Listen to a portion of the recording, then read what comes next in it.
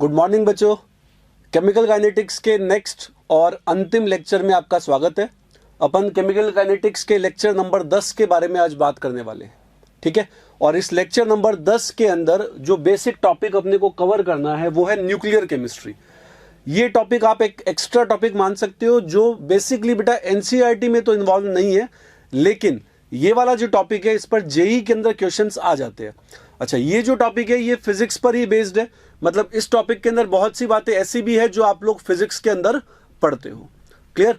तो अपन सबसे पहले तो आज ये जानने की कोशिश करेंगे कि ये न्यूक्लियर केमिस्ट्री होता क्या है, जो न्यूक्लियर रिएक्शंस है या न्यूक्लियर केमिस्ट्री है ये क्या है।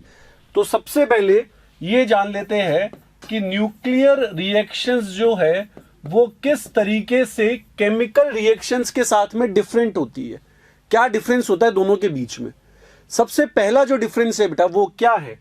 सबसे पहला डिफरेंस है इन रिएक्शन के अंदर कौन पार्टिसिपेट करता है? न्यूक्लियॉन्स पार्टिसिपेट करते हैं। न्यूक्लियॉन्स का मतलब क्या होता है? Neutrons and protons. तो यहां पर पहला आ गया participation of nucleons is observed. इसमें कौन पार्टिसिपेट करता है? न्यूक्लियॉन्स पार्टिसिपेट करते हैं, ठीक है।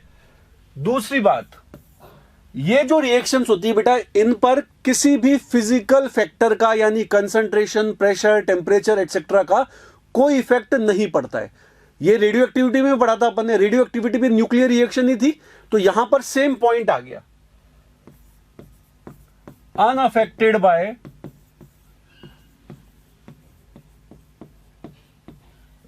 Pressure, temperature, concentration etcetera. इन सारी चीजों का न्यूक्लियर रिएक्शंस पर कोई इफेक्ट नहीं पड़ता है। थर्ड, इनमें किसी टाइप का कोई बॉन्ड फॉर्मेशन या बॉन्ड डिसोसिएशन इन्वॉल्व नहीं होगा। क्यों बेटा? क्योंकि बॉन्ड फॉर्मेशन और बॉन्ड डिसोसिएशन होता है इलेक्ट्रॉन्स के पार्टिसिपेशन से, जबकि यहां पार्टिसिपेशन किसका हो रहा है? न्यूक्लियॉन्स का, न्यूट्रॉन्स एंड प्रोटॉन्स का। तो बोल देते हैं अपन यहां पर नो बॉन्ड फॉर्मेशन या फिर डिसोसिएशन इज ऑब्जर्व्ड।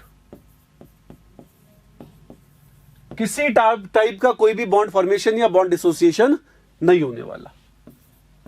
चौथा पॉइंट, ये जो रिएक्शंस होते हैं ये हमेशा इरिवर्सिबल होगी, कभी भी रिवर्सिबल पॉसिबल नहीं है। केमिकल रिएक्शंस में क्या पढ़ा था अपन ने? दोनों ही हो सकती है।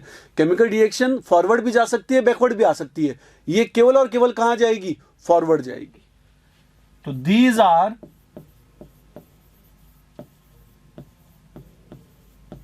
Always irreversible.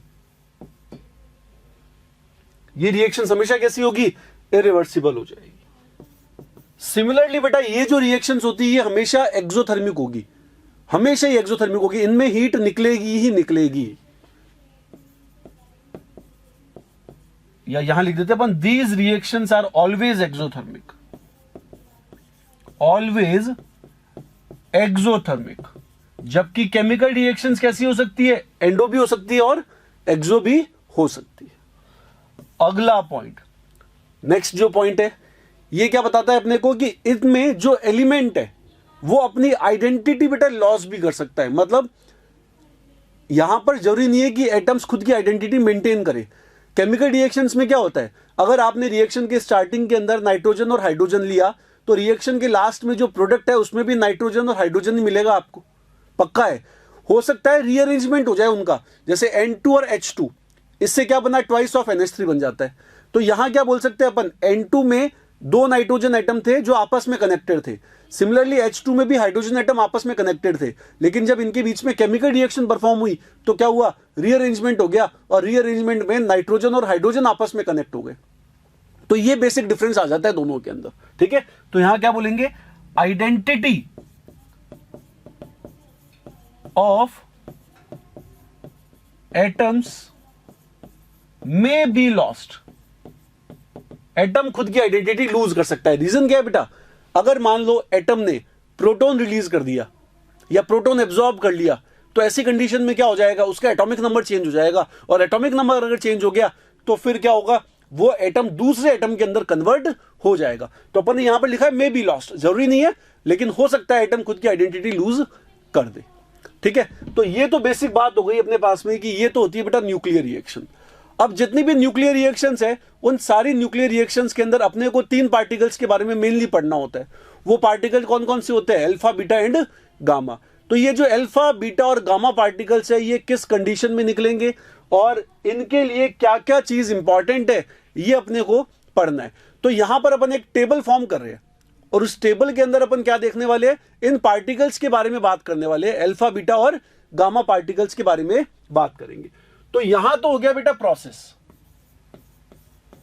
यहां लिख दिया अपन ने प्रोसेस, कौन से प्रोसेस के बारे में बात कर रहे हैं। फिर लिखेंगे अपन कंडीशन कि ये प्रोसेस किस कंडीशन में होगा। यहां पर लिखेंगे अपन इफेक्ट कि इससे क्या इफेक्ट पड़ेगा, और लास्ट में लिखेंगे अपन इसका कोई एग्जाम्पल। जनरलाइज भी करने की कोशिश करेंगे, साथ साथ में एग्जाम्पल भी देख सकते हैं यहां पर। क्लियर है? तो देखो क्या बात बोलने वाले अपन। सबसे पहले प्रोसेस के बारे में बात करते हैं कि कौन कौन से प्रोसेस हो सकते हैं। तो बेटा सबसे पहला जो प्रोसेस अपन लेके चल रहे हैं, वो लेके चल रहे हैं अल्फा एमिशन। अल्फा एमिशन, अब ये अल्फा होता क्या है? अल्फा होता है डाई पॉजिटिव हीलियम न्यूक्लियस, मतलब इसको 2He4 बोल सकते हो, और ऑप्शनल है, आप चाहो तो ऊपर क्या लगा सकते हो, 2+ लगा सकते हो। हीलियम के पास में 2 प्रोटॉन होते हैं, 2 इलेक्ट्रॉन होते हैं, 2 ही न्यूट्रॉन होते हैं।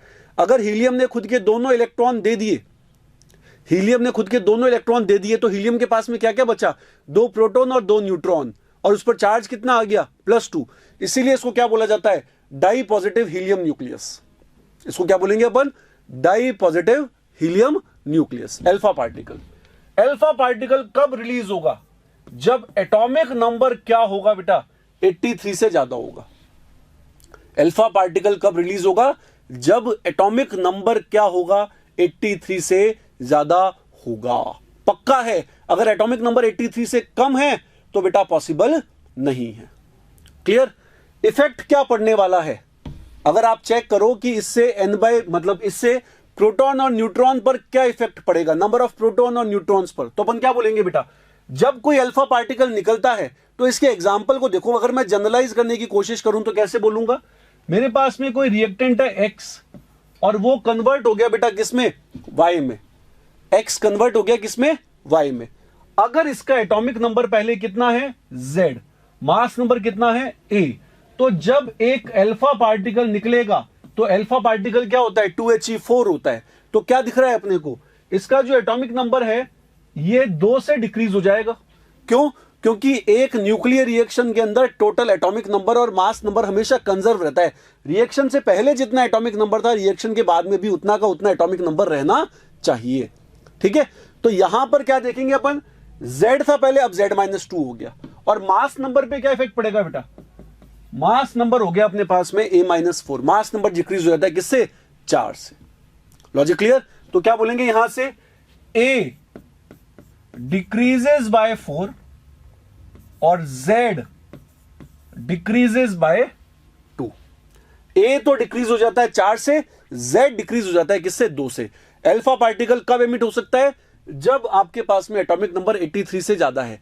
83 या उससे कम वाले पार्टिकल्स कभी भी अल्फा पार्टिकल का एमिशन नहीं करने वाले, पक्का है। ठीक है, फिर आ जाता है अपने पास में नेक्स्ट आता है बेटा बीटा पार्टिकल।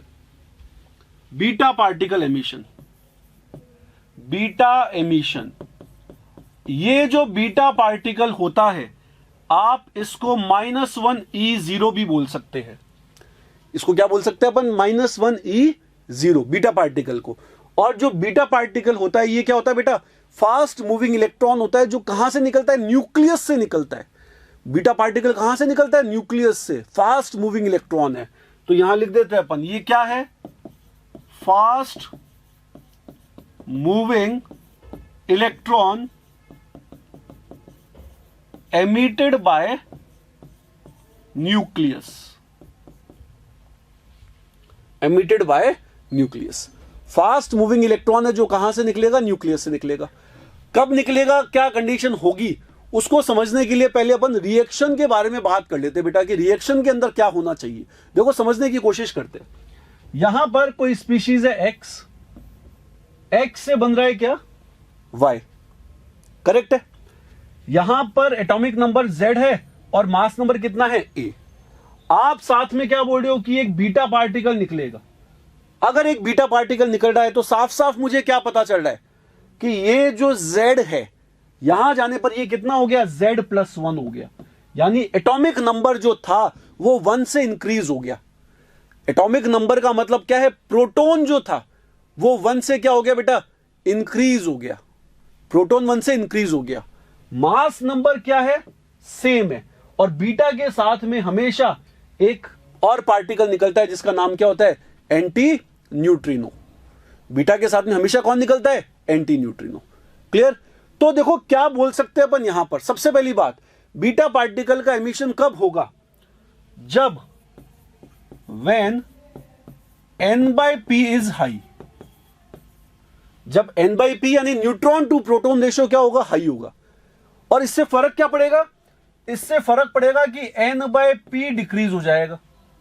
n/p डिक्रीज क्यों हो गया, n/p इसलिए डिक्रीज हो गया क्योंकि प्रोटॉन बढ़ गया। पहले आपके पास में प्रोटॉन कितने थे, Z। एटॉमिक नंबर होता है वो किसको रिप्रेजेंट करता है, नंबर ऑफ प्रोटॉन्स को। तो पहले आपके पास में प्रोटॉन कितने थे, Z। अब प्रोटॉन कितने हो चुके हैं, Z+1 हो चुके हैं। तो यहां क्या बोलेंगे अपन, n/p का जो रेशियो है वो क्या हो गया बेटा, डिक्रीज हो गया।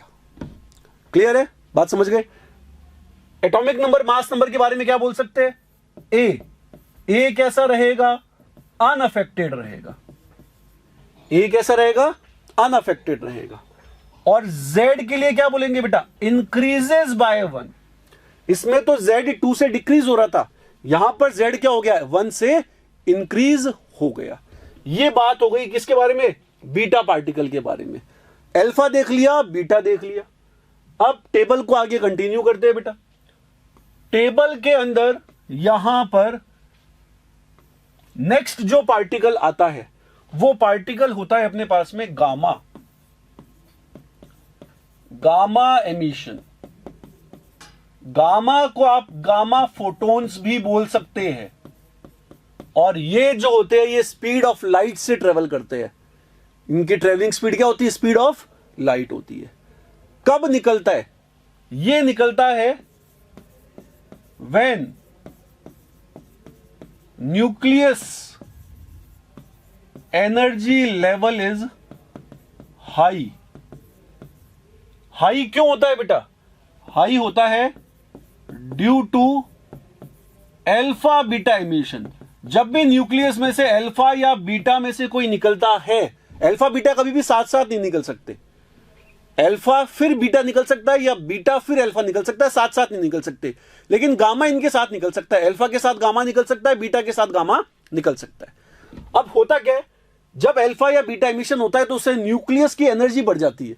न्यूक्लियस एक अलग स्टेट में चला जाता है जिसको नाम दिया जाता है बेटा मेटास्टेबल स्टेट। वहां न्यूक्लियस कैसा होता है, अनस्टेबल होता है। तो न्यूक्लियस को स्टेबिलिटी एक्वायर करने के लिए कुछ एनर्जी रिलीज करनी पड़ती है। ये एनर्जी वो गामा फोटॉन्स की फॉर्म में रिलीज करता है। तो यहां से इसका जो इफेक्ट पड़ने वाला है वो क्या होगा, न्यूक्लियस एनर्जी डिक्रीज हो जाती है। न्यूक्लियस की जो एनर्जी है वो डिक्रीज हो जाती है। एग्जांपल को समझो, मान लो आपके पास में है 84 पोलोनियम 210, ये है। इससे कोई अल्फा पार्टिकल निकला, अल्फा पार्टिकल निकलेगा तो इधर आ जाएगा 82 Pb206 और यहां लग जाता है M। M का मतलब मेटास्टेबल स्टेट यानी अनस्टेबल स्टेट यानी हाई एनर्जी वाली स्टेट हो गई ये वाली, ठीक है। साथ में क्या निकला, एक अल्फा पार्टिकल निकल गया। अब क्या होगा, ये जो 82 Pb206 है मेटास्टेबल स्टेट वाला, ये खुद की ग्राउंड स्टेट में आएगा। और खुद की ग्राउंड स्टेट में आने के लिए फिर ये क्या करता है बेटा, गामा पार्टिकल्स रिलीज करता है, एनर्जी रिलीज कर देता है, ठीक है। तो गामा के पीछे रीजन क्या है निकलने का, गामा क्यों निकलता है, because of alpha and beta particle emission. Alpha beta particle emission से क्या होता है, न्यूक्लियस अनस्टेबल हो जाता है, न्यूक्लियस की एनर्जी बढ़ जाती है। तो उस एनर्जी को डिक्रीज करने के लिए न्यूक्लियस क्या करता है, एनर्जी रिलीज करता है। किस फॉर्म में? गामा फोटॉन्स की फॉर्म में। फिर अपने पास में आ जाती है बेटा नेक्स्ट कंडीशन, यानी फोर्थ टाइप का प्रोसेस। फोर्थ प्रोसेस के अंदर दो कैटेगरीज है। एक तो होता है beta positive emission, beta positive, या आप इसको बोल सकते हो पॉजिट्रॉन। इसको लिखा जाता है +1 E0। और सेकेंड कंडीशन होती है इसमें के शेल इलेक्ट्रॉन कैप्चर। दोनों प्रोसेस ऑलमोस्ट सेम होते हैं, दोनों की कंडीशन सेम होती है, इफेक्ट सेम होता है, इसीलिए दोनों को साथ में लिख दिया मैंने। ठीक है, ये बिल्कुल बेटा बीटा का अपोजिट है। बीटा पार्टिकल कब निकल रहा था? जब n/p हाई था, ये लिखा अपन ने। जब n/p क्या है? हाई। ये कब निकलेगा? जब n/p लो है। तो इन दोनों की ही कंडीशन कॉमन है, व्हेन n/p इज लो। फर्क क्या बढ़ने वाला है? n/p बढ़ने वाला है। कैसे बढ़ेगा? दोनों का एग्जांपल देखते हैं। देखो, ए वाले का एग्जांपल देख लो। x है आपके पास में, क्या है? x से क्या बन रहा है? y बन रहा है। इधर z, इधर a। साथ में क्या निकल रहा है बेटा? पॉजिट्रॉन। पॉजिट्रॉन का मतलब +1 E0। और पॉजिट्रॉन के साथ में निकलता है न्यूट्रिनो। बीटा के साथ में तो क्या निकल रहा था? Anti neutrino. यहां क्या निकलता है? न्यूट्रिनो। ठीक है, अब हुआ क्या? देखो यहां पर लॉजिकली समझो आप, ये z है, इधर z+1 आ चुका। तो अब जो प्रोटॉन है वो कितने हो गए? z-1। प्रोटॉन कम हो गए, प्रोटॉन कम हो गए तो n/p क्या होगा? बढ़ जाएगा। इधर मास नंबर कितना आ गया? a। कई बार वो बोलता है आपसे, यार पॉजिट्रॉन जो है ना, वो कौन से इंटर न्यूक्लियर कन्वर्जन में बाहर निकलता है? न्यूक्लियस के अंदर क्या हो रहा है ऐसा? प्रोटॉन न्यूट्रॉन में कन्वर्ट हो रहा है या न्यूट्रॉन प्रोटॉन में कन्वर्ट हो रहा है? कब ये निकलेगा? तो आप खुद सोचो बेटा। आपके पास में प्रोटॉन होता है 1p1। इस प्रोटॉन को आपने क्या कर दिया? न्यूट्रॉन में कन्वर्ट कर दिया। न्यूट्रॉन होता है 0n1। न्यूट्रॉन हो गया 0n1। ये क्या हो गया? न्यूट्रॉन हो गया। न्यूट्रॉन, प्रोटॉन जब न्यूट्रॉन में कन्वर्ट हुआ तो साथ में क्या निकलता है? पॉजिट्रॉन। आप देख लो खुद, टोटल एटॉमिक नंबर कितना है? 1। इधर भी कितना है? 1। चार्ज बैलेंस हो गया। मास नंबर कितना है? इधर 1, इधर भी कितना है? 1। और इसके साथ में हमेशा क्या निकलता है? न्यूट्रिनो निकल जाता है। अब बात आती है के शेल इलेक्ट्रॉन कैप्चर क्या होता है? के शेल का मतलब फर्स्ट शेल। फर्स्ट शेल कौन सी होती है? के शेल। फर्स्ट शेल का जो इलेक्ट्रॉन है वो बेटा न्यूक्लियस के बहुत ज्यादा पास में होता है। इसका मतलब न्यूक्लियस का जो मैक्सिमम अट्रैक्शन है वो कौन फील कर रहा होगा? वो फील कर रहा होगा के शेल का इलेक्ट्रॉन। तो के शेल का इलेक्ट्रॉन कभी कभी क्या करता है? उसको, मतलब न्यूक्लियस के शेल के इलेक्ट्रॉन को बहुत ज्यादा अट्रैक्ट कर लेता है खुद की तरफ। इतना अट्रैक्ट कर लेता है कि वो इलेक्ट्रॉन न्यूक्लियस में चला जाता है। अब सोचो, अगर वो इलेक्ट्रॉन न्यूक्लियस में चला गया तो वो इलेक्ट्रॉन अंदर जाकर के किसके साथ में रिएक्शन करेगा? अंदर जाकर के इलेक्ट्रॉन पे चार्ज कौन सा है? नेगेटिव। अगर वो न्यूक्लियस के अंदर चला गया तो वो न्यूक्लियस के पॉजिटिव चार्ज यानी प्रोटॉन से कंबाइन हो जाएगा। तो यहां पर क्या रिएक्शन हो जाएगी? बी वाले पार्ट के अंदर अगर आप सोचो, बी वाले पार्ट में क्या रिएक्शन हो जाएगी बेटा? जो प्रोटॉन था उस प्रोटॉन ने किसको एब्जॉर्ब कर लिया? इलेक्ट्रॉन को। ये इलेक्ट्रॉन कहां से आया? के शेल से, यानी फर्स्ट शेल से। और बदले में ये किस में कन्वर्ट हो जाता है? न्यूट्रॉन में कन्वर्ट हो जाता है। तो प्रोटॉन का न्यूट्रॉन में कन्वर्जन जिन प्रोसेस के थ्रू हो सकता है उन प्रोसेस का नाम क्या है? एक तो beta plus emission, positron emission बोल सकते हो आप इसको, और दूसरा क्या होता है? के शेल इलेक्ट्रॉन कैप्चर। इन दोनों ही प्रोसेस से n/p क्या होता है बेटा? बढ़ जाता है। मास नंबर की बात करें, ए कैसा रहने वाला है? अनअफेक्टेड रहने वाला है। और z के लिए क्या बोलेंगे? यहां पर जो z है वो डिक्रीज हो जाएगा, किससे? 1 से। यहां पर जो z है वो क्या हो जाएगा? 1 से डिक्रीज हो जाएगा। तो ये 4 प्रोसेस है, ये चारों के चारों प्रोसेस ही जेई एडवांस के अंदर, जेई मेन के अंदर बहुत पूछे जाते हैं। ठीक है, खासतौर से क्योंकि बच्चे पॉजिट्रॉन का ध्यान नहीं रखते तो वो पॉजिट्रॉन विशेष रूप से पूछ लेता है। क्लियर बेटा? अब देखो अपना काम क्या है, ये तो अपन ने देख लिया, टेबल तो अपन ने देख ली। अब कुछ प्रॉपर्टीज है किसकी? अल्फा, बीटा और गामा की। इन प्रॉपर्टीज के बारे में आपको याद रखना पड़ेगा भाई, कौन कौन सी प्रॉपर्टीज होती है और क्या क्या इनके बारे में इंपॉर्टेंट चीजें हैं। तो कुछ एक ऑर्डर्स है बेटा, इन ऑर्डर्स को आप डायरेक्टली याद करने की कोशिश करना। Properties of alpha, beta and gamma. Alpha, beta और गामा की प्रॉपर्टीज के बारे में मैं बात करने वाला हूं। तो अल्फा, बीटा एंड गामा की प्रॉपर्टीज क्या क्या हो सकती है? सबसे पहला, यहां पर आपसे पूछा जाएगा स्पीड का ऑर्डर क्या होता है। तो स्पीड के अंदर बेटा फास्टेस्ट मूविंग कौन है? गामा। रीजन क्या है? वो तो गामा फोटोन है, स्पीड ऑफ लाइट के साथ में ट्रेवल करने वाला है। और हैवीएस्ट कौन है इनमें? अल्फा। अल्फा का मास 2He4 यानी 4 था। इसका मतलब क्या हो गया? अल्फा की स्पीड मिनिमम हो जाएगी।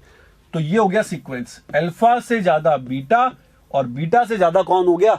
गामा हो गया। दूसरा, ऑर्डर ऑफ काइनेटिक एनर्जी। अब बेटा काइनेटिक एनर्जी में खाली स्पीड ही मैटर थोड़ी करती है, मास भी मैटर करता है। और मास सबसे ज्यादा किसका था? अल्फा का। तो बहुत सारे बच्चे है ना यहां पर गलती कर देते हैं, वो ये मान लेते हैं कि यार स्पीड ज्यादा किसकी थी? गामा की, तो काइनेटिक एनर्जी भी ज्यादा किसकी होगी? गामा की। ऐसा नहीं होता बेटा, काइनेटिक एनर्जी ज्यादा किसकी होती है? अल्फा की हो जाती है। Third point, order of penetration power. Penetration power का मतलब पेनिट्रेट करना, भेदना। ठीक है, कौन भेद करके निकल जाएगा? किसका पेनिट्रेशन पावर मैक्सिमम होगा? मैक्सिमम पेनिट्रेशन पावर होता है जिसकी स्पीड ज्यादा होती है, यानी alpha minimum, then beta, then gamma. और जस्ट अपोजिट काम चलता है किसमें? Order of ionisation power. Ionisation power किसकी ज्यादा होगी? जिस पर चार्ज ज्यादा है, जो हैवी है, उसकी आयोनाइजेशन पावर क्या होगी? ज्यादा। क्योंकि आयोनाइज करने के लिए क्या देनी पड़ती है? वो जितनी ज्यादा काइनेटिक एनर्जी से टकराएगा उतना ही ज्यादा सामने वाले एटम को आयोनाइज करेगा। आयोनाइज करने का मतलब क्या? एटम से टकराया और उसके इलेक्ट्रॉन को बाहर निकाल दिया, ये होता है आयोनाइजेशन वाला प्रोसेस। ठीक है, तो यहां पर ये सीक्वेंस क्या? Maximum alpha, then beta, then gamma. फिर आ जाता है अपने पास में order of effect on zinc sulphide screen. जो फॉस्फोरेसेंस डेवलप होता है ना जिंक सल्फाइड स्क्रीन पर, एक चमक डेवलप हो जाती है, तो कौन मैक्सिमम करेगा बेटा? अल्फा। रीजन क्या? डिपेंड करता है किससे? आयोनाइजेशन पावर से। और इसका एक एक्सेप्शन है, वो होता है फोटोग्राफिक प्लेट पर, यानी एक्सरे वाली जो प्लेट होती है उस पर इफेक्ट डालने वाला। तो order of effect on photographic plate, ये बेटा अलग हो जाता है। ये मैक्सिमम होता है बीटा, देन अल्फा, और मिनिमम हो जाता है कौन? गामा। ये वाला सीक्वेंस ऐसा है जो आपको डायरेक्टली याद होना चाहिए, सिक्स्थ वाला। और पॉइंट सिंपल होते हैं, ज्यादातर बच्चे जिसमें गलती करते हैं वो कौन सा पॉइंट होता है? सिक्स्थ वाला। क्लियर? तो ये अपन ने प्रॉपर्टीज देख ली बेटा किसकी? अल्फा, बीटा और गामा पार्टिकल्स की। अल्फा, बीटा, गामा देख लिया। अब अपन ने रेडियो एक्टिविटी भी पढ़ा हुआ है, तो यहां पर अपन एक रेडियो एक्टिव डिके सीरीज के बारे में बात करने वाले हैं कि रेडियो एक्टिव डिके सीरीज क्या होती है। तो नेक्स्ट अपने पास में जो हेडिंग आती है ये है बेटा radio active decay series. Radio active decay series, इन्होंने क्या किया? जो भी आपके पास में एलिमेंट्स है उन एलिमेंट्स के मास को 4 से डिवाइड कर दिया। एलिमेंट्स के मास को किससे डिवाइड कर दिया? 4 से डिवाइड कर दिया। 4 से डिवाइड करने के बाद में कुछ रिमाइंडर बचा। 4 से डिवाइड करने के बाद में कुछ रिमाइंडर बचेगा। क्या क्या बच सकता है? किसी भी नंबर को अगर आप 4 से डिवाइड करोगे तो रिमाइंडर क्या हो सकता है? 0, 1, 2 या 3, यही हो सकते हैं। इसका मतलब टोटल कितनी सीरीज बनती है? 4। ठीक है, तो यहां लिख देते हैं अपन, when mass number of any element is divided by 4, then on the basis of remainder,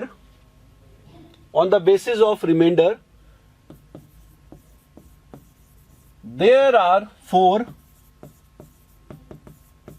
radioactive decay series।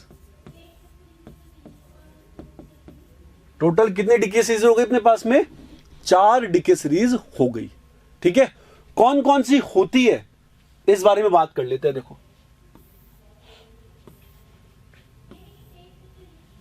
यहां पर सबसे पहले अपन देखेंगे बेटा सीरीज कौन सी है, उस सीरीज का नाम क्या है, उस सीरीज का पेरेंट कौन होने वाला है, और फाइनली देखेंगे उसका डॉटर कौन है। सीरीज में क्या होगा, सीक्वेंस होता है, एक का डिके दूसरे में, दूसरे का डिके तीसरे में, तीसरे का डिके चौथे के अंदर, ऐसा चलता है। तो पेरेंट तो कौन हो गया, जहां से वो सीरीज स्टार्ट होगी, सबसे हेवीएस्ट एलिमेंट हो गया। और सबसे कम वाला कौन सा हो गया बेटा, डॉटर, सबसे लास्ट में जो बन रहा है, ठीक है, फाइनल अल्टीमेट जो बन रहा है, उसको अपन क्या नाम दे रहे हैं, डॉटर। ठीक है, अब क्या क्या सीरीज बन सकती है,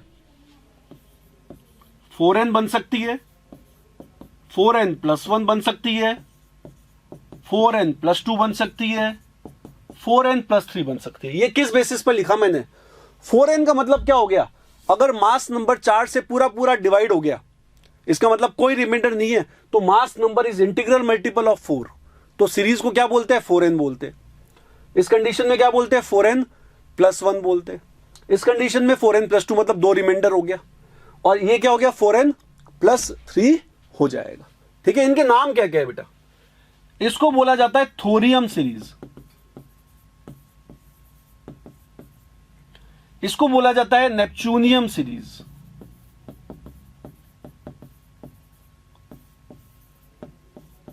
नेक्स्ट आती है फिर यूरेनियम सीरीज, और लास्ट होती है एक्टिनियम सीरीज। लास्ट आ जाती है अपने पास में कौन सी, एक्टिनियम सीरीज। तो थोरियम, नेपच्यूनियम, यूरेनियम और एक्टिनियम, ये अपने पास में टोटल हो गई कितनी सीरीज, 4 सीरीज। ठीक है, इनके नाम आपको याद रखने। इनका जो पेरेंट है ना बेटा, वो बेसिकली इस सीरीज से ही डिफाइन हो रहा है। देखो, यहीं से पता चल जाता है आपको भाई क्या बनने वाला है। ठीक है, जैसे थोरियम सीरीज, तो स्टार्ट किससे होगा, थोरियम से। थोरियम का एटॉमिक नंबर कितना होता है बेटा, 90, और मास नंबर है यहां पर 232। अगर मास नंबर 232 है, तो इससे क्या पता चल रहा है अपने को, इससे पता चल रहा है कि यार ये तो 232 को देखो, ये क्या, ये 4 से पूरा पूरा डिवाइड हो रहा है, क्या हो रहा है, ये 4 से पूरा पूरा डिवाइड हो रहा है। ठीक है, तो 232 आ गया। तो अगर कभी किसी के दिमाग में लगे ना यार 233 होता या 234 होता, कंफ्यूज हो गए, तो चेक कर लो वो 4 से डिवाइड हो रहा है या नहीं हो रहा। 232 हो गया। इसका डॉटर एक साथ लिख देंगे, डॉटर इन सब के अपन ने भी एक बार के लिए। नेपच्यूनियम सीरीज, ये स्टार्ट होता है बेटा 93, नेपच्यूनियम होता है NP 237। 237 को अगर आप 4 से डिवाइड करोगे तो कितना बनेगा, 1 बच जाएगा। ठीक है, यूरेनियम, यूरेनियम का एटॉमिक नंबर कितना, 92 यूरेनियम, और यहां पर कितना बचना चाहिए, 2 बचना चाहिए। यूरेनियम के अंदर बेटा कितना बचना चाहिए, 2 बचना चाहिए। अब 2 बचना चाहिए तो देखो 237 वाला हो गया, 232 वाला हो गया।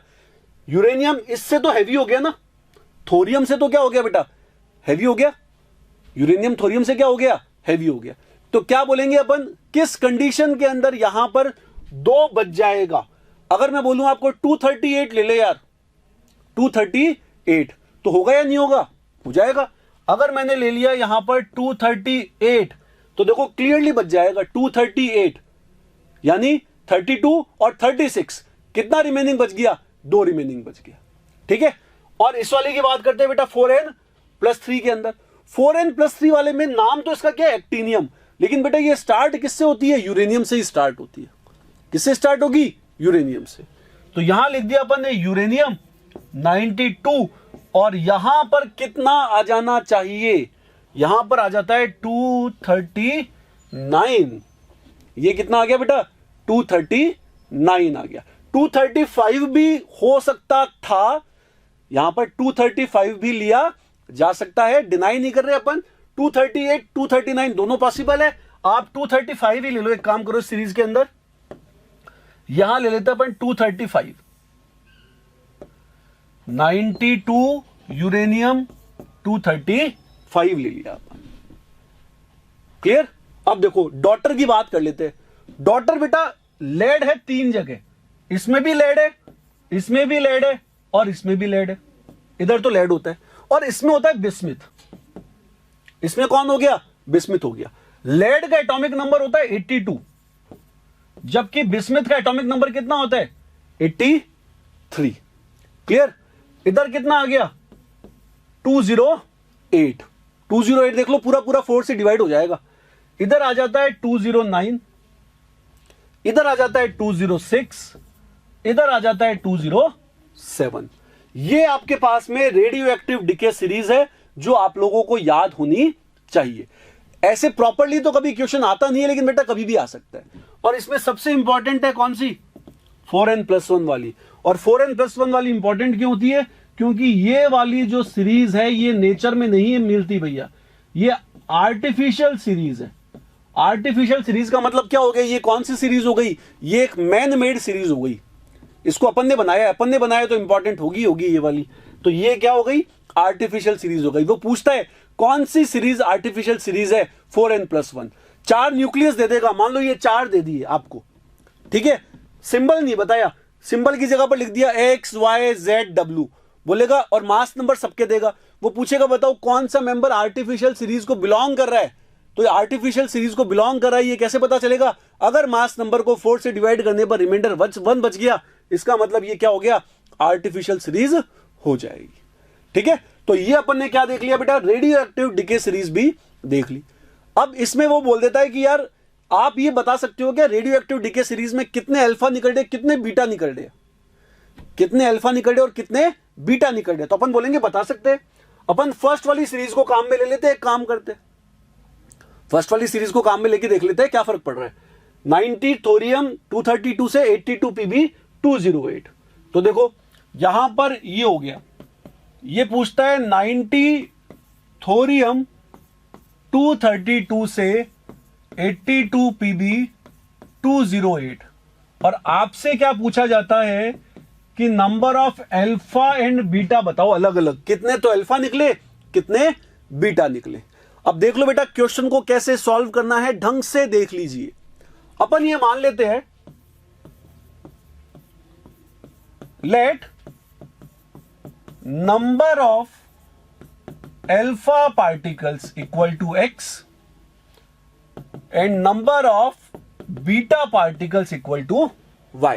ये मान लिया मैंने, ठीक है। अब रिएक्शन को कैसे लिखेंगे, 90 थोरियम 232 से इधर क्या बना 82 पीबी 208, साथ में क्या आ गया एक्स अल्फा और साथ में क्या आ गया वाई बीटा, एक्स अल्फा और वाई बीटा। मान लिया मैंने भाई एक्स तो अल्फा निकल रहे और वाई बीटा निकल रहे। अब इनकी जगह पर इनके सिंबल लिख देते।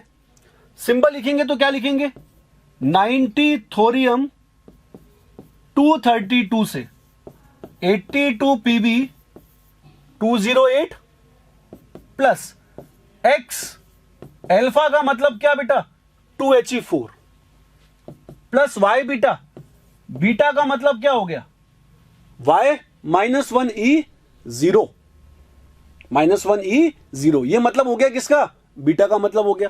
अल्फा भी मिल गया और बीटा भी मिल गया अपने को। अब अपने को क्या करना है, इक्वेशन बनानी है। इक्वेशन कैसे बनती है, इक्वेशन में सबसे पहले मैं लगा रहा हूं बेटा मास नंबर कंजर्वेशन।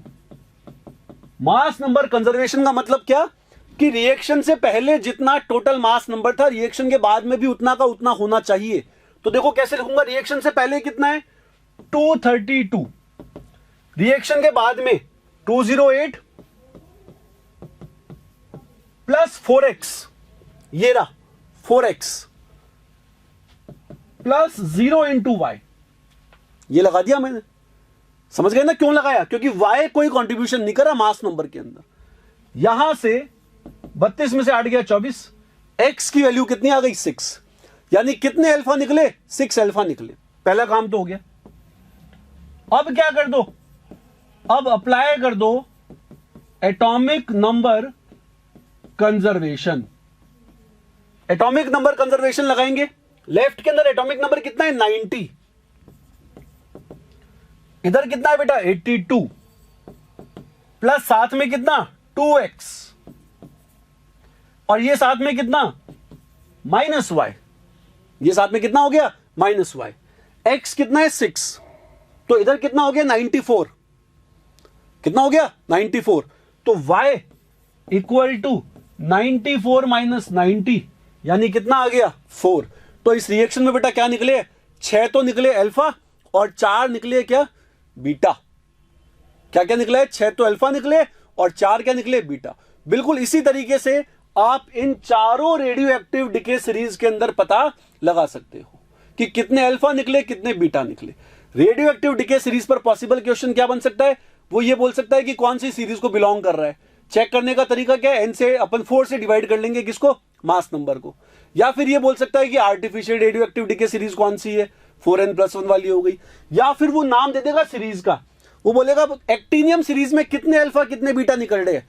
अब एक्टिनियम सीरीज आपको अगर पता ही नहीं है तो आप सॉल्व नहीं कर पाओगे।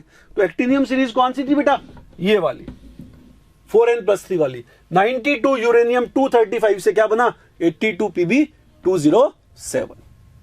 क्लियर है, ये अपने पास में हो गई radio active decay series.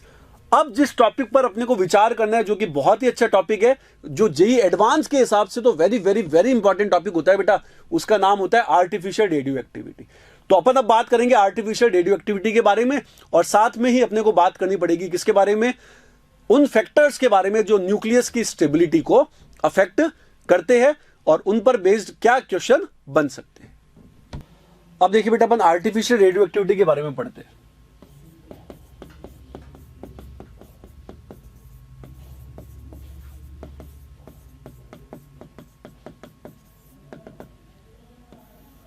Artificial radio activity, artificial radio activity natural radio activity से किस तरीके से डिफर करती है, पहले तो ये बात कर लेते हैं अपन। जितने भी आपके पास में नेचुरल रेडियो एक्टिव सब्सटेंस होते हैं,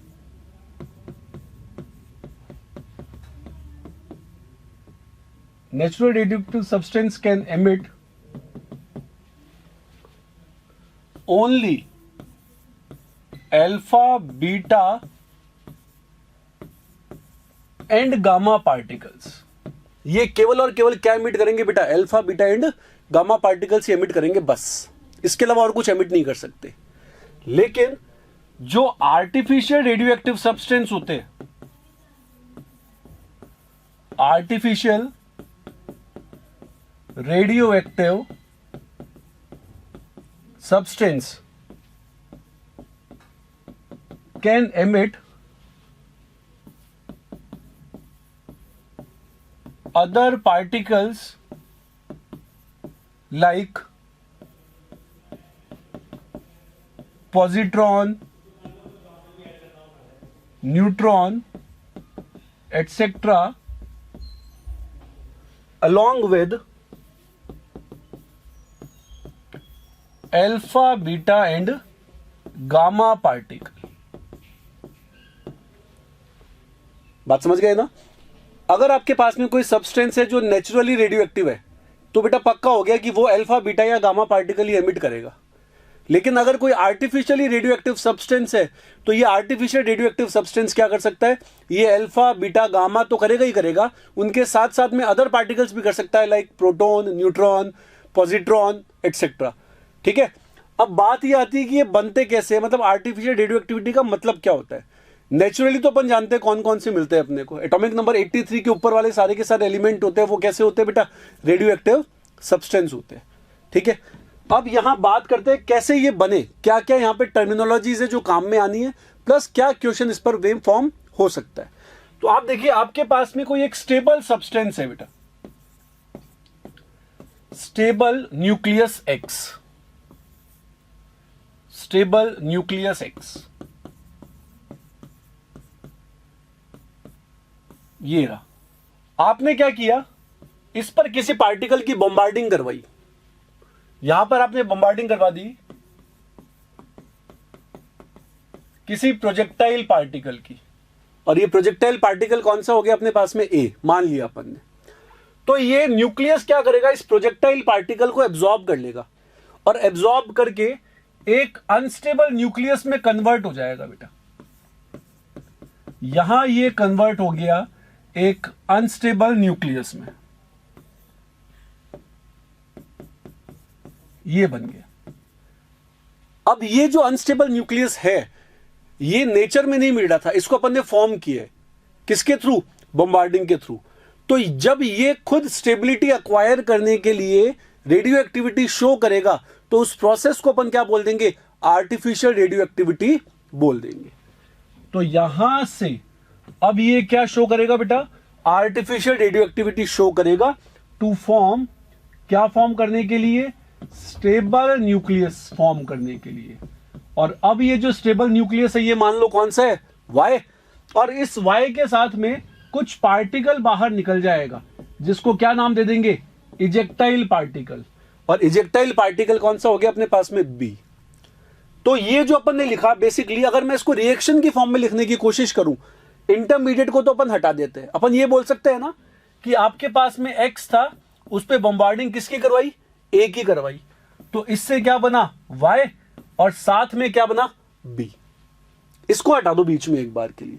तो एक्स प्लस ए से क्या बन गया? वाई प्लस बी बन गया। क्लियर? बात समझ गए अपन? अब देखिए क्या बोलेंगे, ये जो रिएक्शन है इस रिएक्शन को शॉर्ट फॉर्म में कैसे लिख सकते हैं? ऐसे, एक्स ए कॉमा बी वाई। ये मस्ट है बेटा, ये सीक्वेंस है ना, इसको आप चेंज नहीं कर सकते। ए मतलब प्रोजेक्टाइल रिएक्टेंट और बी मतलब इजेक्टाइल यानी प्रोडक्ट। तो एक्स का कन्वर्जन वाई में हो रहा है कब? जब आप ए की बम्बार्डिंग करवा रहे हो। और वाई के साथ में कौन एमिट होगा? बी एमिट हो जाएगा। ठीक है, ये फिनोमिना होता है किसका? आर्टिफिशियल रेडियो एक्टिविटी का। अब बात करते हैं कि ये जो आर्टिफिशियल रेडियो एक्टिविटी वाला कंसेप्ट है इस पर क्वेश्चन कैसे बन सकता है। मान लीजिए आपको यूं बोल दिया गया 90 थोरियम 232, सही है, और साथ में बेटा यूं लिख दिया गया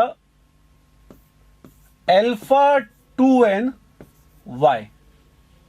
ये रिएक्शन दे दिया आपको, ये वाई लिखा हुआ है वाई। तो आपसे पूछा जाएगा क्या? Find atomic number and mass number of Y. Atomic number और मास नंबर बताना है किसका? वाई का। कैसे बताएंगे? रिएक्शन लिख करके। 90 थोरियम 232 तो हो गया इधर, ये तो होना ही था, ठीक है। इस पर अटैक किसका होगा बेटा? अल्फा का। अल्फा का मतलब कितना हो गया? 2He4 हो गया, ठीक है। यहां से प्रोडक्ट कौन बन रहा है? वाई बन रहा होगा। साथ में क्या निकल रहे? 2 न्यूट्रॉन निकल रहे। साथ में क्या निकल रहे? 2 न्यूट्रॉन निकल रहे। तो क्या बोलेंगे अपन? 2 न्यूट्रॉन। 2 न्यूट्रॉन का मतलब 0n1 हो गया, करेक्ट है। अब देखिए क्या बोल सकते हैं, यहां पर एटॉमिक नंबर टोटल कितना हो गया? 92। इधर 0 है बेटा, तो यहां पर कितना आएगा? 92 आ जाएगा। क्या आ जाएगा? 92 आ जाएगा। इधर देखो 232 प्लस 4 यानी 236। इधर टोटल है 236।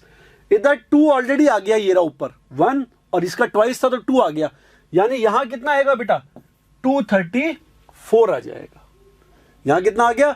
234 निकल करके आ गया, ठीक। ये जो सब्सटेंस बना वो बोलेगा यार ये वाई जो आपने लिखा है क्या आप बता सकते हो कि कौन सा एलिमेंट है? अपन बोलेंगे हाँ बता सकते हैं। 92 पर यूरेनियम आता है, इसका मतलब बेसिकली ये कौन है? यूरेनियम है। तो यहां पर इसको यूं लिख सकते थे 92 यूरेनियम 234। तो एटॉमिक नंबर कितना है? 92 और मास नंबर कितना हो गया? 234 हो जाएगा। ये है क्वेश्चन जिस पर बेस्ड आर्टिफिशियल रेडियो एक्टिविटी का कंसेप्ट आ जाता है, ठीक है। अब अपन बेटा डिस्कस करते हैं न्यूक्लियस की स्टेबिलिटी को। Stability of nucleus, stability of nucleus. Nucleus की स्टेबिलिटी को एक्सप्लेन करने के लिए अपने पास में दो कंसेप्ट चलते हैं। एक होता है ओल्ड कंसेप्ट, एक है अपने पास में ओल्ड कंसेप्ट। ये जो ओल्ड कंसेप्ट है ये कैसा होता है? थ्योरेटिकल कंसेप्ट है। थ्योरेटिकल कंसेप्ट का मतलब ऑब्जर्वेशन किया और ऑब्जर्वेशन देख करके इन्होंने सोचा हाँ यार चलो ठीक है, मोस्टली ऐसा हो रहा है, मतलब ऐसा होना चाहिए, तो रूल बना दिया उस चीज का, ठीक है। मतलब इनको लगा कि यार ज्यादातर कंडीशन में ये ट्रू हो रहा है तो इसका एक रूल बना दो। ये था अपने पास में क्या? Old concept. ओल्ड कंसेप्ट के अंदर इन्होंने बेटा दो रूल निकाले। पहला रूल निकाला इन्होंने ऑड इवन रूल। पहला रूल क्या था? Odd even rule. इन्होंने क्या बोला कि अगर न्यूट्रॉन और प्रोटॉन का नंबर इवन है तो वो सब्सटेंस कैसा होगा? स्टेबल होगा। और न्यूट्रॉन और प्रोटॉन दोनों का ही नंबर अगर ऑड हो गया तो वो सब्सटेंस कैसा होगा? अनस्टेबल होगा। इन्होंने क्या बताया कि अगर न्यूट्रॉन और प्रोटॉन दोनों का नंबर कैसा है? इवन, तो वो स्टेबल होगा। और न्यूट्रॉन और प्रोटॉन का नंबर अगर ऑड है तो ये कैसा हो जाएगा बेटा? अनस्टेबल हो जाएगा। ऐसा इन्होंने मान लिया था, ठीक है। लेकिन ऐसा जरूरी नहीं है कि ऐसा हो ही हो, ट्रू नहीं है ये कंडीशन। हो सकता है इसका कुछ एक्सेप्शन आपको मिल जाए, और बहुत सारे एक्सेप्शन अवेलेबल भी है।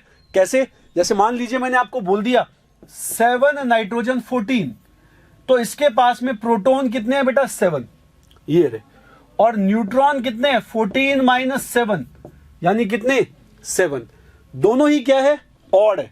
क्योंकि दोनों ही ऑड है, इसका मतलब ये कैसा होना चाहिए था? अनस्टेबल। लेकिन अपने को पता है ना, नाइट्रोजन का तो सबसे ज्यादा स्टेबल न्यूक्लियस ही कौन सा होता है? 7 और 14 होता है। तो ये केवल एक ऑब्जर्वेशन था, इसलिए अपने किसी काम का नहीं है। बस कभी स्टेटमेंट की फॉर्म में आ जाए तो पता होना चाहिए। स्टेटमेंट की फॉर्म में वो क्या बोलता है कि अगर ऑड इवन रूल है, इसका मतलब क्या हो गया? दोनों ही चीजें ऑड है तो अनस्टेबल, दोनों ही चीजें इवन है तो स्टेबल। और अगर कोई सा एक ऑड है, कोई सा एक इवन है, तो इंटरमीडिएटली स्टेबल होगा, मतलब इन दोनों के बीच में लाए कर जाएगा, ठीक है। ये तो था odd even rule. B part इसका निकल करके आता है बेटा magic number rule. Magic number rule इन्होंने बोला 2, 8, 20, 28, 50, 82, 126, ये जो सेट है, इस सेट को दिया क्या? मैजिक नंबर, ठीक है। कंडीशन क्या बताई? कि अगर न्यूट्रॉन और प्रोटॉन दोनों मैजिक नंबर के सेट को बिलोंग कर रहे हैं तो कैसा होगा? स्टेबल होगा। और अगर न्यूट्रॉन और प्रोटॉन दोनों ही मैजिक नंबर के सेट को बिलोंग नहीं कर रहे हैं, not equal to magic number, तो ये कैसा हो जाएगा? अनस्टेबल हो जाएगा। ये कैसा हो जाएगा? अनस्टेबल हो जाएगा। जैसे 82 Pb208, यहां पर न्यूट्रॉन निकालने और प्रोटॉन निकालने। प्रोटॉन तो दिख रहे सीधे सीधे 82, न्यूट्रॉन कैसे निकालूंगा? 208 माइनस 82, ऐसे निकालते हैं, mass number minus atomic number. ये कितने आ गए बेटा? 126। ये है 126, ये है 82, ये रहा 126, ये रहा 82। इसका मतलब ये दोनों के दोनों नंबर किसको बिलोंग कर रहे हैं? मैजिक नंबर वाले सेट को बिलोंग कर रहे हैं। क्योंकि ये दोनों मैजिक नंबर वाले सेट को बिलोंग कर रहे हैं, इसका मतलब क्या हो गया? ये कैसा होना चाहिए बेटा? स्टेबल होना चाहिए। ये कैसा होना चाहिए? स्टेबल होना चाहिए, ठीक है। लेकिन फिर से बहुत सारे एक्सेप्शन अवेलेबल है, तो अपन जनरलाइज नहीं कर रहे, बस ठीक है। ओल्ड कंसेप्ट के हिसाब से 2 रूल होते हैं, कौन कौन से? ऑड इवन रूल और मैजिक नंबर रूल। अब फिर आता है अपने पास में न्यू कंसेप्ट या मॉडर्न कंसेप्ट बोल सकते हो आप इसको, न्यू कंसेप्ट। और ये जो न्यू कंसेप्ट है ये है एक्सपेरिमेंटल। वो तो थ्योरेटिकल था, ये कैसे एक्सपेरिमेंटल? इसने टोटल आपको दिए 4 मेथड जिनके थ्रू आप स्टेबिलिटी पता लगा सकते हैं। कैसे पता लगा सकते हैं? देखो, इसमें सबसे पहला आता है half life method. Half life method. और इन्होंने क्या बोला कि जो स्टेबिलिटी है वो प्रोपोर्शनल होगी किसके? टी हाफ के। टी हाफ का मतलब क्या होता है? Time required in 50% decomposition. अगर किसी सब्सटेंस के 50% को डिकम्पोज होने में 10 घंटे लग रहे हैं और किसी सब्सटेंस के 50% को डिकम्पोज होने में 100 घंटे लग रहे हैं, तो ज्यादा स्टेबल कौन होगा बेटा? जो स्लोली डिकम्पोज हो रहा है, जो स्लोली डिकम्पोज हो रहा है। स्लोली डिकम्पोज कौन होगा? जिसका हाफ लाइफ क्या है? ज्यादा। तो ये तो हो गया अपने पास में मेथड 1। अब बात करते हैं अपन मेथड 2 के बारे में। मेथड 2 क्या होता है? Packing fraction method. ये बेटा केमिस्ट्री में कम काम आता है, फिजिक्स में ज्यादा काम में आता है। पैकिंग फ्रैक्शन मेथड, इसके अकॉर्डिंग अगर आप पैकिंग फ्रैक्शन निकालना चाहते हो किसी भी न्यूक्लियस का, तो एक्चुअल मास में से उसका मास नंबर सब्ट्रैक्ट करो divided by mass number into 10 की पावर 4। कोई न्यूमेरिकल नहीं बनेगा इस पर से कभी भी। और फिजिक्स वाले तो इंटू 10 की पावर 4 भी नहीं लेते, ये अपन केमिस्ट्री के अंदर ही लेके चलते हैं 10 की पावर 4। फिजिक्स वाले तो खाली इस रेशियो को लेकर के चलते हैं, ठीक है। अगर ये वैल्यू पॉजिटिव, 0 या नेगेटिव में से नेगेटिव आ गई तो न्यूक्लियस को कैसे बोलेंगे अपन? स्टेबल। न्यूक्लियस को क्या बोल देंगे? स्टेबल बोल देंगे। बात समझ गए ना? अगर नेगेटिव आ गई तो स्टेबल। क्यों? क्योंकि एक्चुअल मास उसका कम आ रहा है। किसी भी सब्सटेंस का मास कम कब आएगा? जब उस सब्सटेंस के मास में लॉस हुआ होगा। और अपन ये मान के चलते बेटा, मास में जो लॉस होता है ना, वो एनर्जी की फॉर्म में चला जाता है। तो अगर सब्सटेंस ने एनर्जी रिलीज कर दी, किसी भी सिस्टम में से एनर्जी निकल जाती है, तो क्या होता है? उसके स्टेबिलिटी बढ़ जाती है। अपन क्या बोलते हैं? Stable the system lesser the energy. Stable the system lesser the energy. System जितने ज्यादा स्टेबल है उसकी एनर्जी उतनी ही कम होगी। क्लियर? अब देखो इसके नेक्स्ट मेथड की बात करते हैं अपन। Method number C. Method number C के अंदर आता है N/P रेशो। ये N/P रेशो क्या बोलता है? N/P यानी न्यूट्रॉन टू प्रोटॉन रेशो, ठीक है। अगर बेटा अपन एटॉमिक नंबर 20 तक जाते हैं, up to Z equal to 20, तो N/P कितना रहता है? 1 रहता है। कितना रहता है? 1 रहता है। Z की वैल्यू 20 से ज्यादा लेकिन 83 या उससे कम होती है, तो ये रेशियो बेटा 1 से लेकर के 1.52 के बीच में लाया करता है। 1 से लेकर के 1.52 के बीच में लाया करेगा। और अगर Z की वैल्यू 83 से ज्यादा हो जाती है तो N/P का जो रेशियो है वो 1.52 से क्या होता है? ज्यादा हो जाता है, ठीक है। ये रेशियो अगर 1.52 से ज्यादा हो जाता है तो इसका मतलब वो सब्सटेंस कैसा है? अनस्टेबल है। 83Bi09 इसके लिए N/P की वैल्यू 1.52 होती है और इसको क्या बोलते हैं अपन? हाईएस्ट या हेवीएस्ट बोल दो बेसिकली आप, heaviest stable isotope. Heaviest stable isotope, heaviest stable isotope. Clear है?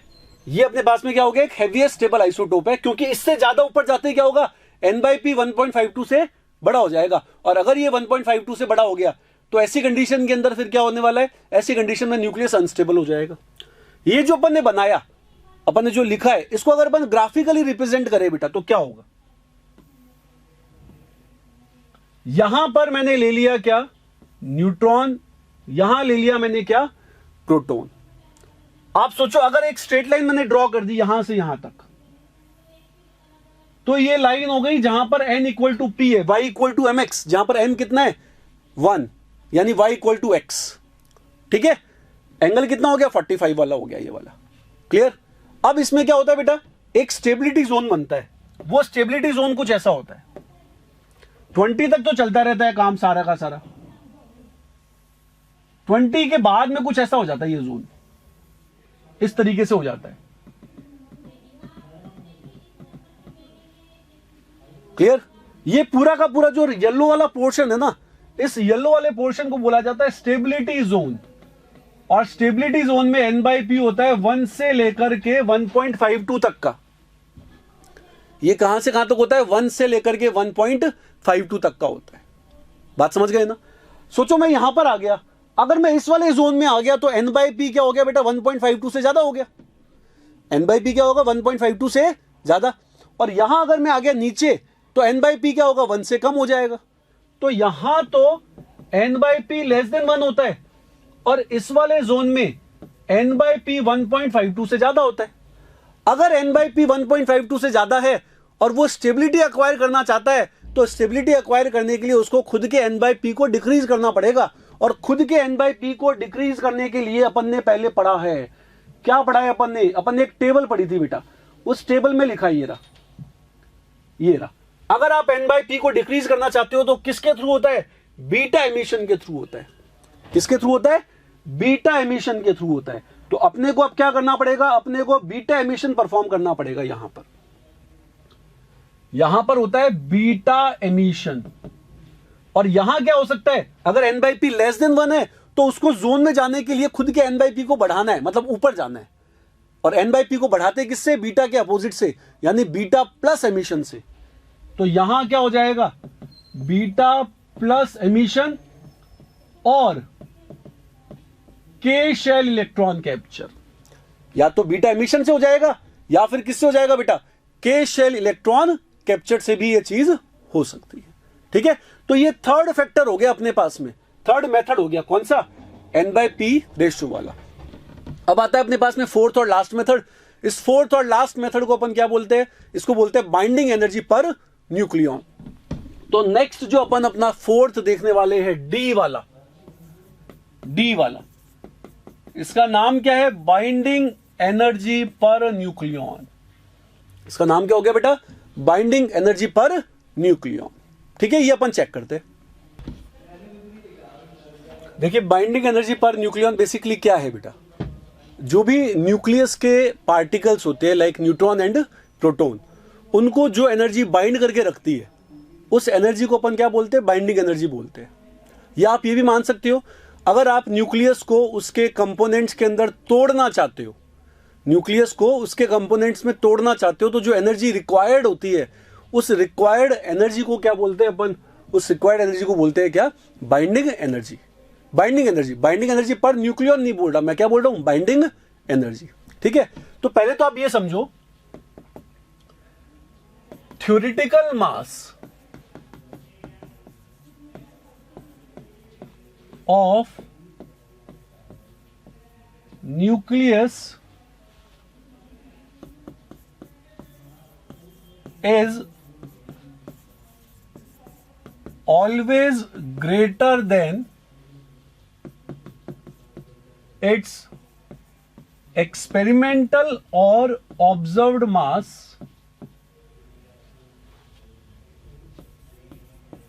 when it is formed by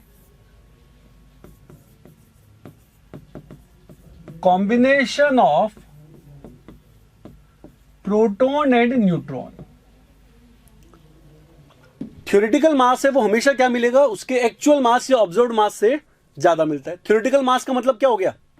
आपने दो चीजों को मिलाया, तो थ्योरेटिकली मास क्या होना चाहिए? दोनों चीजों के मासेस का सम। थ्योरेटिकल मास क्या होना चाहिए?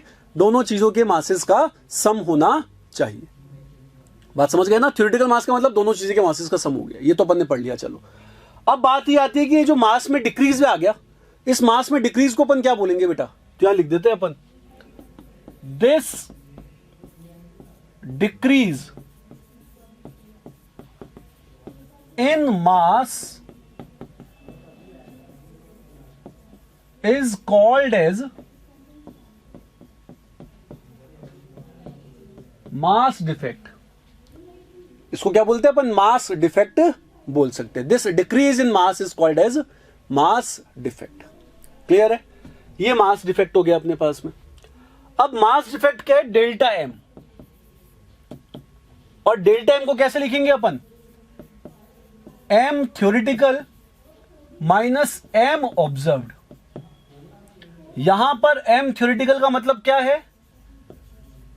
प्रोटॉन्स और न्यूट्रॉन्स के मासेस का सम। और ऑब्जर्व्ड मास जो होता है बेटा, वो आपको क्वेश्चन में हमेशा गिवन होता है।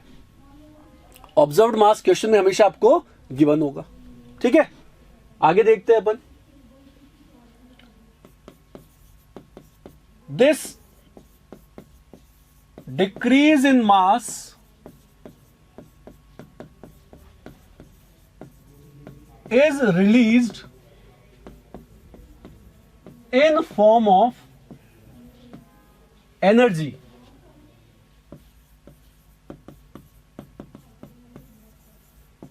which is called as binding energy। ये जो मास में डिक्रीज आया, ये बाहर किस फॉर्म में निकलता है? आइंस्टाइंस मास एनर्जी रिलेशनशिप से बात कर रहे हैं अपन। किस फॉर्म में निकलता है बेटा? एनर्जी की फॉर्म में निकलता है। और इस एनर्जी को क्या बोलते हैं? Binding energy. मतलब बेसिकली ये वो एनर्जी हो गई कि अगर आपने इसे वापस से न्यूक्लियस को दे दिया तो न्यूक्लियस वापस से प्रोटॉन और न्यूट्रॉन की फॉर्म में टूट भी जाएगा। ठीक है, एनर्जी है mc², ये जानते हैं अपन ऑलरेडी।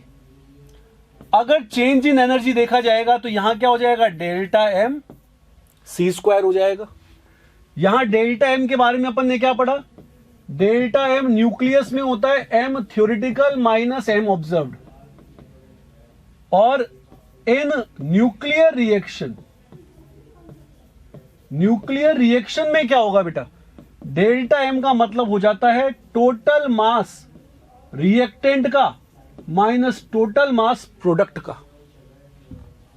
वहां पर रिएक्टेंट का टोटल मास माइनस प्रोडक्ट का टोटल मास कर देंगे तो अपने को क्या मिल जाएगा? डेल्टा m मिल जाएगा।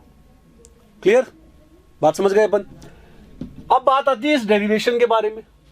अपन ये मान के चलते हैं कि मान लो जो भी मास है अपना, मास डिफेक्ट है, वो 1 AMU हो रहा है, 1 AMU। If delta m equals to 1 AMU, तो 1 AMU का मतलब होता है 1.67 इंटू 10 की पावर माइनस 27 kg। ये क्या हो गया? 1.67 इंटू 10 की पावर माइनस 27 kg हो जाएगा। ठीक है, तो क्या बोलेंगे अपन यहां पर? डेल्टा ई तो है बाइंडिंग एनर्जी बेटा। डेल्टा ई का मतलब क्या? Binding energy.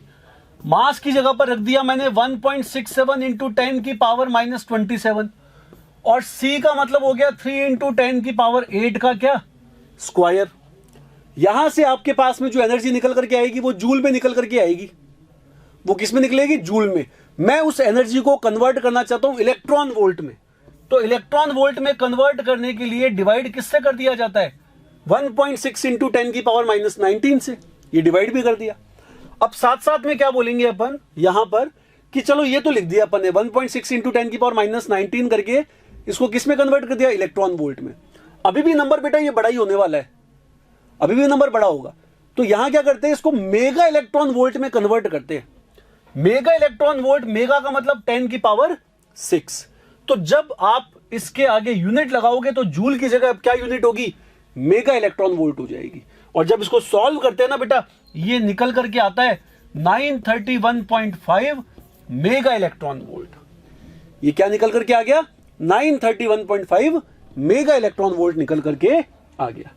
इससे क्या पता चल रहा है अपने को? इससे पता चल रहा है कि अगर 1 AMU का मास डिफेक्ट होगा तो कितनी एनर्जी निकलेगी? 931.5 mega electron volt binding energy होगी। बात समझ गए ना?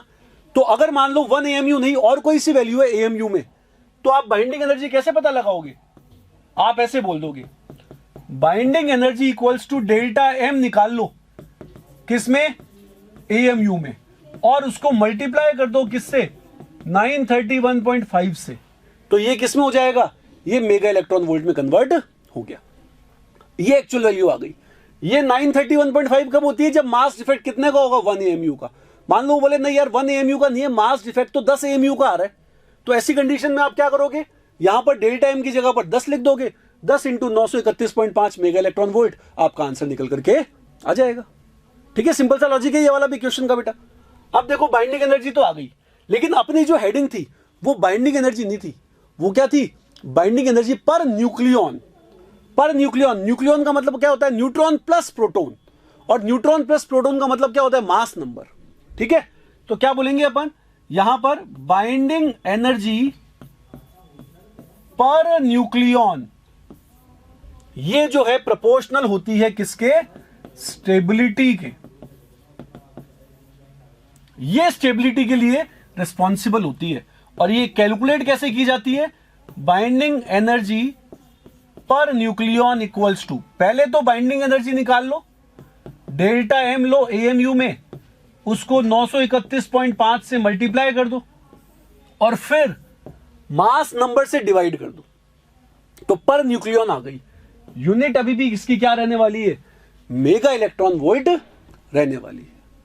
ठीक है, अगर आप बाइंडिंग एनर्जी पर न्यूक्लियॉन की बात करो तो यूजुअली बेटा इसकी जो वैल्यू होती है वो 7.5 से 8.8 मेगा इलेक्ट्रॉन वोल्ट होती है यूजुअली। ठीक है, और याद रखने वाली बात क्या है कि बाइंडिंग एनर्जी पर न्यूक्लियॉन जो है ये मैक्सिमम होती है बेटा, मैक्सिमम किसके लिए? आयरन 56 के लिए। अगर आपसे पूछ लिया जाए कि बाइंडिंग एनर्जी पर न्यूक्लियॉन के बेसिस पर कौन मैक्सिमम स्टेबल होता है, तो आप क्या बोलोगे? आयरन 56 क्या होता है? मैक्सिमम स्टेबल हो जाता है। ठीक, लॉजिक क्लियर हो गया? तो अभी अपन ने क्या देखा आज के लेक्चर के अंदर? आज के लेक्चर में अपन ने बेसिकली ऑलमोस्ट सारे टॉपिक्स को कवर किया न्यूक्लियर केमिस्ट्री के। अल्फा बीटा गामा के बारे में जाना, उनकी प्रॉपर्टीज को पढ़ा, सीक्वेंसेस पढ़े, फिर अपन ने कुछ एक डिके सीरीज पढ़ी, यानी radio active decay series 4n, 4n+1, 4n+2, 4n+3। Artificial एक थी कौन सी? 4n+1 वाली। उनमें कितने अल्फा निकले, कितने बीटा निकले, ये निकाला अपन ने, जाना कैसे निकलेगा। अल्फा बीटा कब निकलता है ये कंडीशन देखी, कब बीटा निकलेगा, कब बीटा प्लस निकलेगा ये कंडीशन देखी, और फिर अपन ने स्टेबिलिटी वाले फैक्टर पढ़े जिनमें थ्योरेटिकल था और एक्सपेरिमेंटल था। थ्योरेटिकल वाले के अंदर ऑड इवन रूल और मैजिक नंबर रूल जो इतने काम के नहीं थे, और एक्सपेरिमेंटल के अंदर जो लास्ट के दो पढ़े ना अपन ने, N/P रेशो और क्या, बाइंडिंग एनर्जी पर न्यूक्लियॉन, ये बेटा मोस्ट इंपॉर्टेंट होते हैं। इन्हीं पर से बेस्ड क्वेश्चन फिजिक्स में ज्यादा आते हैं, केमिस्ट्री में इतने नहीं आते। ठीक है, फिर भी इस पर बेस्ड क्वेश्चंस की आपको डीपीपी मिलेगी, उन डीपीपी को आप लोग सॉल्व करके देखना कि ये क्वेश्चन कितने सिंपल से होते हैं। जो भी आपको बताया गया बिल्कुल इसी बेसिस पर क्या होगा, ये सारे के सारे कंसेप्ट क्लियर हो जाएंगे। बस क्वेश्चंस की प्रैक्टिस जरूर करना। आपके पास में जो भी कंटेंट अवेलेबल है, जो भी बुक अवेलेबल है, किसी भी बुक को एक रैंडम उठा लेना और इसके क्वेश्चन को सॉल्व करना स्टार्ट करना। पीडब्ल्यू का मटेरियल आपके पास में है तो वेल एंड गुड। पीडब्ल्यू के मटेरियल के अंदर जो एक्सरसाइजेज दी हुई है आप उनको सॉल्व कर लेना, उनके अंदर भी ये सारे के सारे कंसेप्ट काम में आ जाएंगे।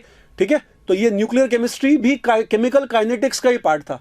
तो ये मान सकते हैं अपन अपनी द्रोणा बैच की जो फर्स्ट यूनिट थी फिजिकल केमिस्ट्री की, जिसका नाम क्या था? केमिकल काइनेटिक्स, वो आज अपन ने खत्म कर दी।